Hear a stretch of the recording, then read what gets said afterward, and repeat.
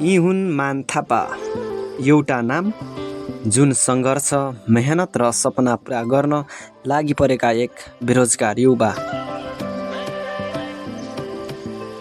दैलेखको डुङ्गेश्वर गाउँपालिका 4 औलप्राजुलमा जन्मिएका मान थापा सधैँ आफ्नो घर परिवार र गाउँको बारेमा सोच्ने गर्दछन्।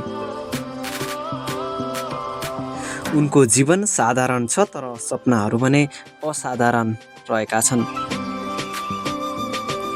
आर्थिक अवस्था कमजोर, अवसरको कमी, तर हार मान्न कहिल्यै तयार छैनन्।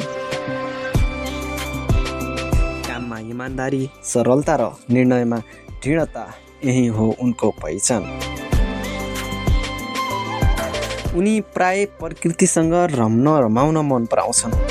खोला नाला, वन जङ्गल, भिर पोखरामा रमाउनु उनको दिनचर्या बनेको छ। अहिले